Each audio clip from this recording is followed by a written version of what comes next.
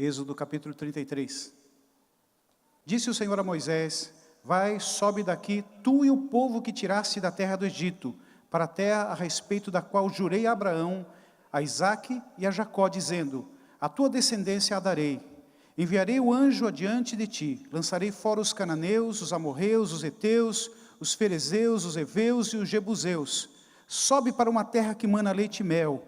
Eu não subirei no meio de ti, porque és povo de dura cerviz, para que te não consuma eu no caminho.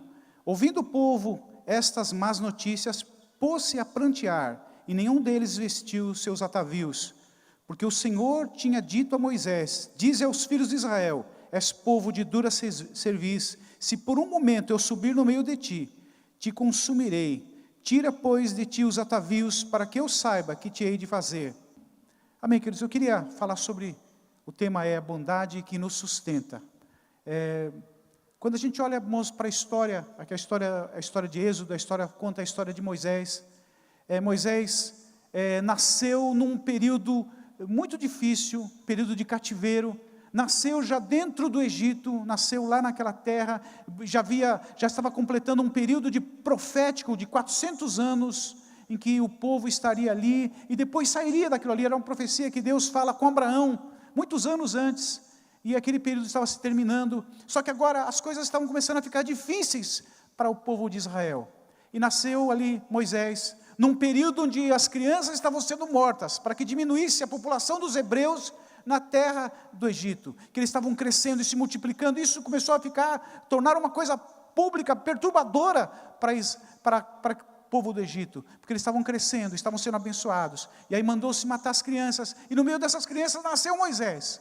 E Moisés, com uma sabedoria da mãe de Moisés, ela esconde essa criança, a criança começa a crescer, começa a chorar, e chega o dia que ele coloca nas águas lá, e aí a filha de Faraó, que poderia ter sido uma inimiga naquela hora, fala assim: achei uma criança aqui que não mataram.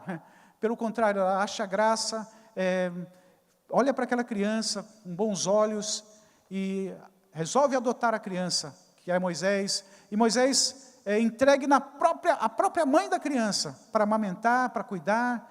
E aí quando ele se torna um pouquinho maior, ele vai para o Egito, e lá no Egito ele começa a receber a cultura egípcia, todo o ensinamento de liderança, de guerra, porque o Egito era uma nação top naquela época, era uma nação das maiores, das mais poderosas, das mais ricas, e ali estava num lugar sendo abençoado, até que um dia, quando ele se torna adulto, começa assim os seus problemas de temperamento. Moisés tinha alguns ímpetos de ira, e ele vê um hebreu apanhando, sendo maltratado, e ele vai em defesa desse hebreu, e briga, e mata aquele egípcio. E aí enterra, até que chega uma hora que ele vai comentar, e vai ver dois hebreus discutindo, e aqueles hebreus já tinham conhecido a história que Moisés tinha feito. Você quer matar a gente como matou aquele egípcio? E aí ele começou a pensar: e agora? O negócio já chegou aos ouvidos de Faraó. E a Bíblia fala que Faraó queria já mandar matar Moisés. Moisés foge e vai para o deserto de Midian, um lugar bem distante. Se você olhar no mapa, assim, aqui está o Egito, Midian ficava bem do lado de cá, do lado sudeste, próximo ao deserto, e ali Moisés ficou, e ali ele conhece a sua esposa. O texto fala assim, é interessante que ele chega num poço, parece que é interessante a história dos casamentos, os encontros parece que são sempre diante de poço, e ele encontra num poço, ele para naquele poço, ele começa a olhar as pessoas que estão ali, e eles observam que tem um grupo de mulheres, que eram pastoras, que estavam com seus rebanhos ali, e quando elas chegavam para dar água para os seus animais, outro chegava primeiro, empurrava aquelas mulheres, maltratavam, e Moisés entra naquela discussão, com seu ímpeto, com a sua ira, briga, dá água para aqueles animais. E aí quando aquelas mulheres, 7 mulheres, chegam em casa mais cedo, falam assim: olha, nós conhecemos um egípcio, provavelmente Zípora devia ser aquela mais afoita daquelas mulheres, fala assim: um moço bonitão e forte que brigou por nós. E aí o texto fala que ele se abriga na casa de Jetro, pai dessas mulheres, e ali ele casa-se com Zípora, tem os seus filhos, e passa 40 anos. Provavelmente esses 40 anos ele tenha passado por causa desses problemas de ira que ele tinha. Deus precisava tratar disso dele. E aí, irmãos, depois desses 40 anos, o povo está passando coisas piores lá no Egito, lá na terra do Egito, e aí eles começam a gemer, eles começam a murmurar, começam a reclamar, até que eles lembram, nós temos o Deus Jeová.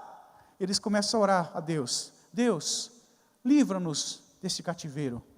E Deus, na mesma hora, vai lá, se manifesta lá no meio do deserto, lá no monte, quando Moisés está lá no Monte Horebe, atrás do seu rebanho, que ele está agora cuidando de rebanho, de animais, e ele para no lugar onde ele vê uma sarça, uma planta, um espinheiro, que é verde, e que está pegando fogo, mas ele não se consome, ele não deixa, ele não fica queimado, ele fica olhando, que coisa é essa, coisa estranha, e a palavra de Deus que aparece um anjo ali, o anjo do Senhor, e quando você lê na sua Bíblia, você vai ver que esse anjo do Senhor está em letra maiúscula, é a aparição de Jesus no Velho Testamento, uma teofania, uma manifestação de Jesus ali no Velho Testamento, e ali, irmãos, Deus começa a falar com Moisés, e Moisés, sabendo das suas limitações, fala assim, eu não sou capaz disso. Deus fala assim, olha, eu quero você para libertar o povo lá.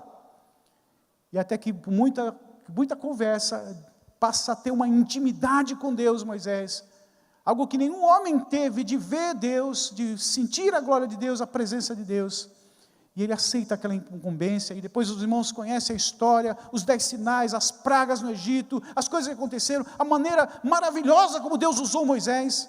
E aí quando a gente chega nesse capítulo aqui, irmãos, começam os grandes problemas que estão diante de Moisés. Moisés está no monte, está recebendo as leis, está recebendo as instruções de Deus, e Moisés se demora muito naquele lugar, e as pessoas começam a ficar preocupadas, Moisés morreu, vamos fazer uma festa, e o próprio irmão de Moisés, Arão, ajuda a fazer um bezerro de ouro lá, e Deus fala assim, olha, Moisés, você tem que descer, porque a coisa está pegando, o bicho está pegando lá embaixo. Deus avisa Moisés, olha, vai lá, olha, eles estão lá, estão descambados. E aí quando ele vai descendo, Josué, que não sabia de nada, estava no meio do caminho, no meio do monte, fala assim, olha, eu estou escutando, parece que tem guerra lá embaixo. Não é guerra não, eles estão cantorias, estão fazendo festa lá embaixo. E aí quando ele chega lá embaixo, ele vê o que está acontecendo, e uma das coisas interessantes que ele faz, é que ele intercede por Israel. Ele começa a interceder, Senhor, tem misericórdia, não destrui esse povo. Deus já começa a falar assim, não, eu vou destruir, vou acabar com a raça desse povo. E quando ele chega lá, ele vê aquilo, ele tem um ímpeto de ira, e ele pega aquelas tábuas, escritas por trás e pela frente, tábuas escritas por Deus, pelo próprio Deus, e quebra as tábuas. Eu, se fosse Deus, tinha dado um cascudo no Moisés. Como que você faz uma coisa dessa, quebrar uma coisa que foi eu que escrevi? Porque era esse um dos problemas de Moisés. E quando fica aquela discussão, Deus fala para Moisés, Moisés, você tem o povo. E Moisés fala assim, não, Senhor, é o teu povo, é o povo que o Senhor escolheu, ninguém queria o povo, né? Ele fala assim, olha, e ficou aquela discussão e Deus, ele falou assim, Senhor, se o Senhor não vai conosco, eu vou mandar o meu anjo para com vocês. Não, eu não quero, eu quero a presença do Senhor, se o Senhor não for conosco, nós não vamos sair desse lugar. E aí até que ele faz esse pedido tão maravilhoso, Senhor, mostra-me a tua glória. Ora, Moisés já te falava com Deus, face a face, provavelmente já sentiu toda aquela coisa maravilhosa da glória do Senhor. E eu penso que não tem coisa mais gostosa do que viver a glória de Deus. Todos nós ansiamos pela glória de Deus. É o fogo, o calor do Espírito Santo, a graça dos céus. Que coisa maravilhosa, quando nós somos cheios da presença do Espírito Santo, falamos em novas línguas, começamos a ser tocados pelo Senhor. Parece que nada vai nos impedir, nada vai nos segurar. Como é bom! Que coisa gostosa ser cheio do Espírito Santo. Quando a gente está cheio do Espírito Santo, você fala tudo que Deus fala no teu coração, você fica tão aceso, tão ligado, tão cheio de amor por Deus. Eu lembro umas primeiras vezes que Deus falou comigo através de uma profecia, de uma palavra profética, eu fiquei assim extasiado. Eu estava dentro de um ônibus, e eu ficava assim, minha cabeça estava viajando a milhão. Deus tinha falado, tinha um plano na minha vida, eu falei assim, uma pessoa, um adolescente, eu era adolescente, eu ia para a igreja para fazer bagunça, enquanto que às vezes o pastor estava pregando, eu descia lá, eu e meu irmão, descia para fazer bagunça no culto, aquela coisa toda lá, tinha um salão em cima, assim no alto, atrás, que era o salão dos jovens, não tinha ninguém lá, eu e meu irmão bagunçava o negócio lá, não vou nem contar as coisas que a gente fazia, e de repente Deus falou para mim que tinha um plano na minha vida, eu fiquei pensando assim, como Deus? É tão bom a gente ver a glória, viver a glória do Senhor. Só que ele fala assim, rogo-te que mostres a tua glória. E Deus fala para ele assim, não, glória não, você não precisa da minha glória, você precisa da minha bondade. E aí ele fala assim, farei passar toda a minha bondade diante de ti. Eu penso, irmãos, que ele viu a graça do Senhor, antes de existir graça. Ele viu a misericórdia sendo transformada. Eu penso que ele viu a salvação de Deus. Que coisa maravilhosa, nenhum homem tinha visto o que Moisés tinha visto naquele momento, a bondade de Deus. Farei passar diante de ti toda a minha bondade. E quando você olha a trajetória daqui para frente, você olha assim, são 40 anos de deserto. 40 anos ouvindo o povo reclamando, murmurando. Olha, não tem carne, olha, não tem pão, olha, não sei o quê, não tem água. Todo mundo murmurando e reclamando. Ele provou da bondade de Deus. Aquilo o sustentou durante todo esse tempo. Que coisa maravilhosa. A bondade de Deus nos sustenta. A bondade de Deus nos alimenta. Eu penso que quando a gente está aqui nos cultos, e às vezes tem alguns que vêm só os domingos, ele recebe um alimento, o sustento. As bênçãos da bondade de Deus você recebe aqui, e aí você sai. Na segunda-feira começa o teu embate, começa a tua luta, as afrontas de Satanás, as lutas, a inveja, os ciúmes, as contendas. Porque o mundo jaz no maligno, e você enfrenta isso, enfrenta aquilo. São contas, são pressões na vida, mas você está alimentado da bondade de Deus. A bondade de Deus que te sustenta, que te carrega, que te levanta, aleluia. E Moisés está vivendo esse momento. Depois você pode olhar, a palavra de Deus reconhece Moisés como o homem mais manso da terra. Aí quando você olha para trás, fala assim, mas ele matou um egípcio, por causa de uma briga, uma contenda, ele fala, ele matou um egípcio. Que homem mais manso é esse aí? Que brigou pelas mulheres lá, ele deve ter dado, ele era apto nas artes dos egípcios, com certeza ele bateu em todo mundo lá, os pastores estavam lá, para poder dar água para beber. Quando ele quebrou as pedras da lei de Deus, poxa, não tinha nada de mansidão nisso aí. Mas agora, irmãos, ele está vivendo um momento novo na sua vida. Agora está vivendo um impacto da bondade de Deus. E quando nós olhamos para o contexto que nós vivemos hoje nós estamos vendo o tempo da graça do Senhor. Hoje nós temos Deus, o Deus que está no trono, é o mesmo Deus que está presente na minha vida e na sua vida, através do Espírito Santo. E quando você anda vivendo essa presença gostosa do Espírito Santo na sua vida, você começa a absorver a graça, o poder, os frutos do Espírito começam a manifestar na sua vida. E dentro desses frutos está lá a bondade de Deus, fruto do Espírito na tua vida. Irmão, quantas vezes nós necessitamos dessa bondade, mostrar essa bondade de Deus. E quantas vezes, irmãos, nós deixamos essa bondade de lado. Que às vezes nós dizemos aquelas frases, agora você vai ver com quantos paus se faz uma canoa. Agora você vai ver o que é bom para tosse. Agora eu vou chutar o pau da barraca, porque às vezes deixamos a carne dominar a nossa vida. A bondade de Deus nos transforma e nos alimenta quando nós deixamos. São escolhas nossas. Eu escolhi viver a bondade de Deus. Eu escolhi viver a graça do Senhor na minha vida. Amém, amados? O nosso tempo é corrido aqui, estou vendo que o relógio está correndo aqui. Mas, irmãos, que coisa maravilhosa ver isso. O que Moisés passou, o impacto da presença, da bondade de Deus na vida de Moisés, o transformou, o alimentou para passar esses 40 anos. Você está vivendo dias da bondade de Deus. Nós estamos profetizando a bondade de Deus para esse mês de março. Nós estamos profetizando a bondade de Deus para as nossas vidas, cada dia, que este ano vai ser o ano da bondade de Deus. Mas se eu viver e deixar a ira entrar no meu coração, e eu falo para os irmãos, uma das formas de entrada de Satanás na nossa vida é através da ira. Nós temos que ter muito cuidado com a ira. Tem duas coisas que são problemas em nós. Uma é o medo. O medo, ele entra na nossa vida também, traz demônios. Porque através do medo você fica sem fé. Através do medo você não acredita nas possibilidades, nas bênçãos de Deus. E através da ira, é o contrário, você tem ímpeto demais. E aí, tem muita gente que muda de igreja por causa de ira. Depois não tem como voltar atrás. Tem muita gente que toma decisões erradas por causa da ira. Tem muita gente que maltrata o outro por causa da ira. Precisa provar da bondade de Deus. Deus é maravilhoso, bondoso, misericordioso e gracioso para conosco. Eu estava meditando ontem sobre o apóstolo Paulo, quando ele escreve lá a carta aos Romanos, e que ele diz lá, aos de César também vos saúdam. E eu comecei a pensar, como foi alcançado César lá?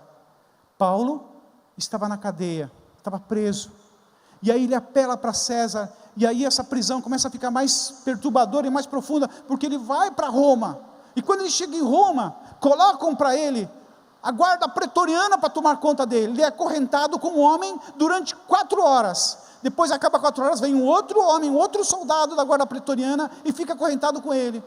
Ele tinha tudo para se lamentar, ele tinha tudo para reclamar, ele tinha tudo para ficar chateado, porque ele estava ali. Não, ele provou a bondade de Deus, e ele pregava para aqueles homens. A guarda pretoriana, irmãos, era uma guarda de elite, eram soldados de elite. Aqueles ali eram possivelmente pessoas que seriam senadores, lá no meio de César, pessoas de alta qualidade que estariam lá, e Paulo começou a pregar para eles, o amor de Cristo, o amor de Deus, porque ele provou a bondade de Deus na sua vida. E 4 horas que ele ficava, aquela pessoa, 4 horas pregando a palavra, e 4 horas ali, de cada um, que quando vinha um novo, mais outro vai ser pregado. E agora, quando ele escreve a igreja de Roma, já tem um grupo lá, dos de César, lá em Roma, que conhecia Jesus, que entregou a vida para Jesus, que a sua vida foi impactada, porque a bondade de Deus entrou na vida de Paulo. Às vezes nós vivemos uma vida centrada em nós mesmos. Quando nós provamos a bondade de Deus, nós olhamos a bondade de Deus, um Deus que deu seu Filho, amém? Seu Filho unigênito, ele tinha o melhor, ele deu o melhor por nós.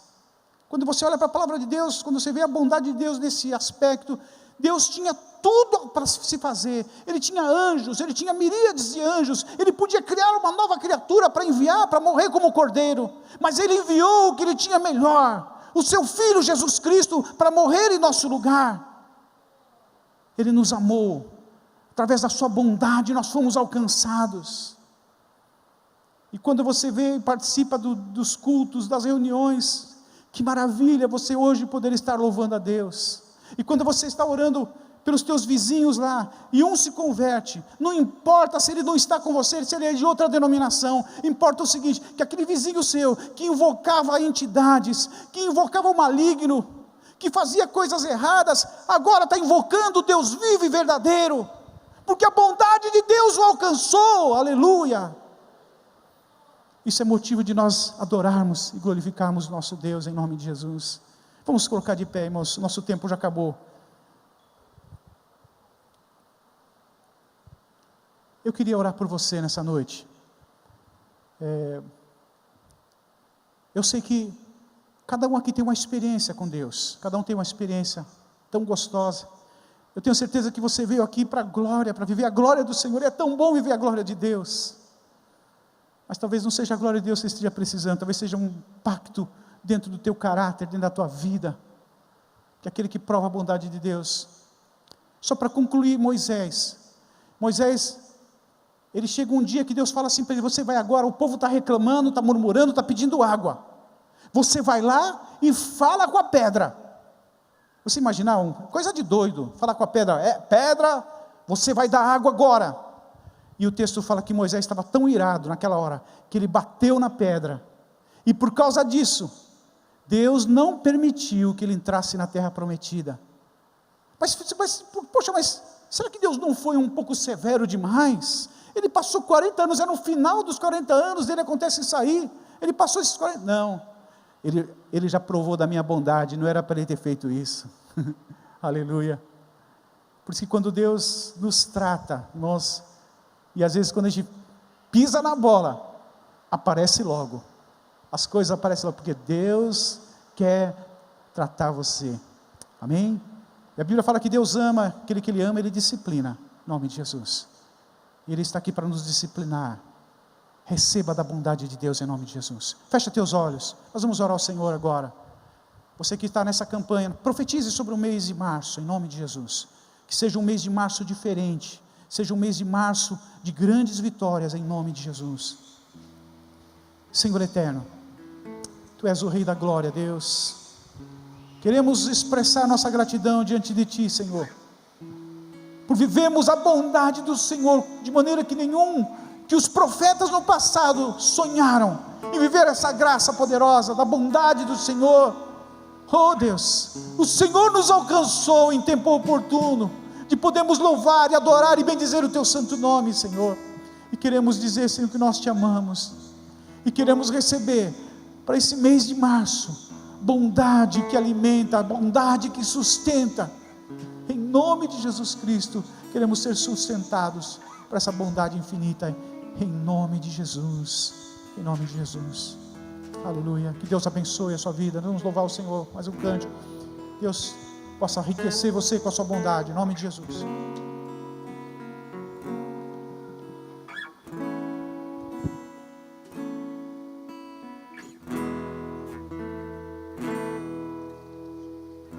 As riquezas deste mundo não podem me saciar. Os aplausos dos homens não podem me impressionar. Há uma paixão que arde no meu interior. Meu coração Te chama, Jesus, meu maior amor. Eu prefiro a Ti, Tu és meu tesouro. Se Te tenho em mim, eu tenho tudo, tenho tudo.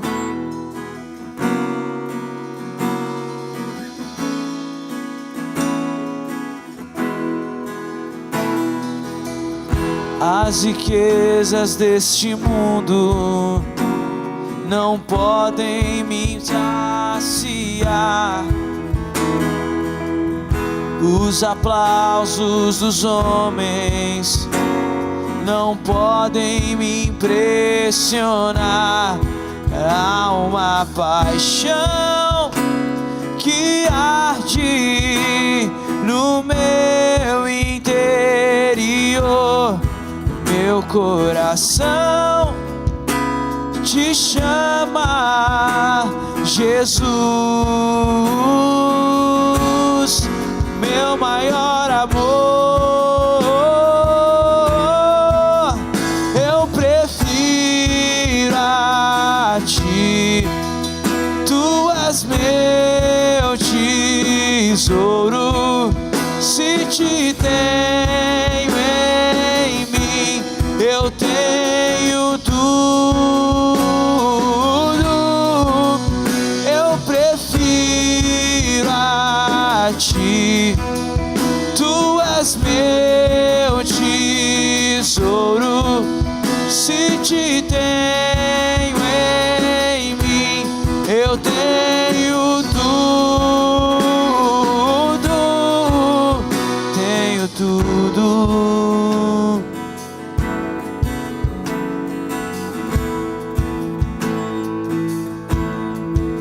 Se Tua presença não vai comigo, não me faça sair daqui.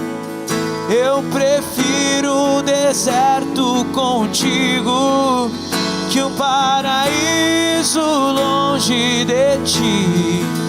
Se Tua presença não vai comigo, não me faça sair daqui. Eu prefiro deserto contigo, que um paraíso longe de ti. Se tua presença não vai comigo, não me faça sair daqui. Eu prefiro um deserto contigo, que um paraíso longe de ti, Jesus. Jesus, eu prefiro a ti. Tu és meu tesouro, se te tenho em mim, eu tenho tudo. Eu prefiro a ti. Tu és meu tesouro, se te tenho em mim, eu tenho tudo, tenho tudo.